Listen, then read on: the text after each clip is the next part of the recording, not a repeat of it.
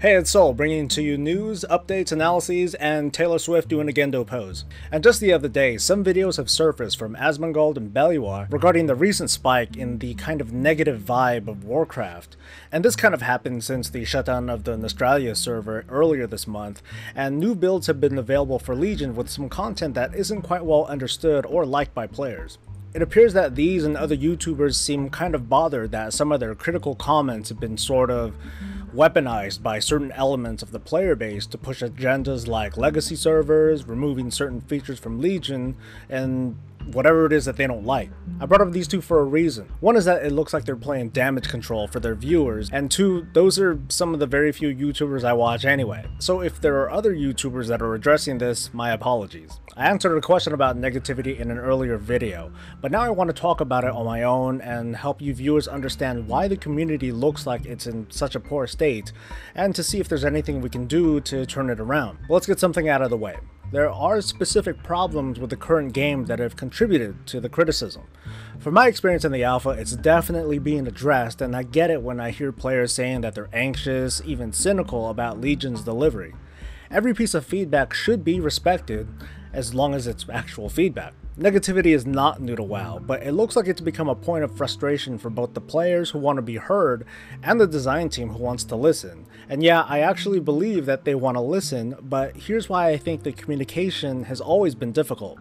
There are millions of WoW players and millions more who no longer play. That's over 100 million people. That's a huge, almost comical number of people when you consider other MMOs. Now, of those millions, a small chunk of them are vocal, but this is still a whole lot of people fighting to get their voice heard. Blizzard does do a lot to try and soak in all this communication through forums, Twitter, Facebook, interviews, surveys, videos, streams, and so on. They're trying to give as many people an opportunity to speak. And then of course there's the unspeaking stuff, the raw data that they can see internally, like usage and participation rates, the number of boars that were killed, whatever. I can't imagine the data that community managers have to go through every day and have to sort through all that stuff to get a meaningful, digestible message that they can communicate to the design team. And you can bet that with very, very few exceptions, like having your real name on forums, there aren't any easy decisions to make based on this feedback. The loudest voice is just the loudest voice. That doesn't mean much. There's got to be a lot more context to a complaint if anything's going to get done. They want clear feedback. We hear that a lot, but not only are there a lot of players, there are a lot of different kinds of players and playstyles, and Blizzard has to somehow balance this feedback to please as many people as possible. The fallout is that you don't please everyone, or anyone for that matter, and they get mad. Think of the whole outcry over the change to the Tracer pose for Overwatch. It didn't seem to take a lot to change it, right? You bet players would get mad that their concerns about WoW have gone unanswered for months or years, but some feedback about a questionable pose results in a reply and a really quick turnaround. But don't forget the situation, it's a pose. It's not a gameplay change that's going to affect millions of players. It's not Flight, it's not a legacy server, but these players who haven't been addressed, they are mad. Tired of just understanding Blizzard's stance on things, they instead seek validation anywhere that they can. They'll refer to quarterly numbers to back up their claims, which has been used as a weapon for at least 5 years. Heck, the lack of quarterly numbers will be used as a weapon for years to come. Or a big YouTube channel or a streamer who says something that's aligned with these players' opinions is suddenly the voice of opposition who gets them. Then it's just one person giving their viewpoint with their viewers cheering them on. Yeah, you tell them how it is. You get me, man. And we see this. I won't call out channels specifically because I want to respect their hard work and dedication. And I'm small and I don't want to get bullied. But beyond this, there are impressions and first looks and previews with opinions that ultimately distort feedback from what should be hands-on experience.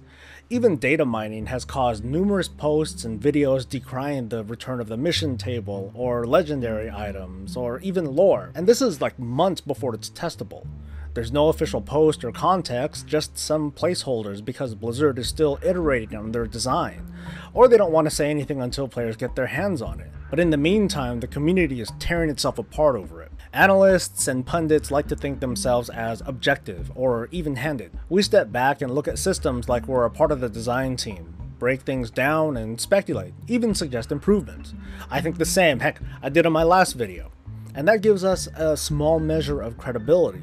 But when your voice becomes worth listening to, then you get more credibility, as well as a sense of responsibility. And that's what I think Asmongold and Belluar have noticed from their audience as of late.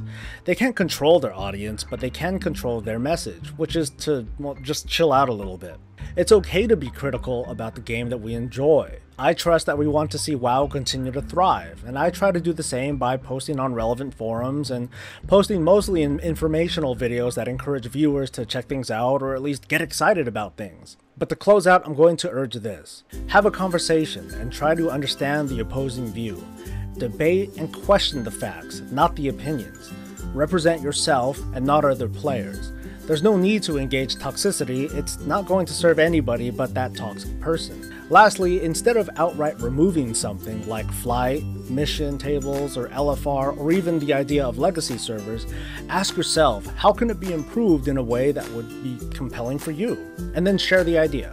Once again, I want to give props to Belluar and Asmongold for calling themselves out and stating that they want to improve on their message. I tend to disagree with some of their opinions, but they get a lot of respect from me for it. Thanks.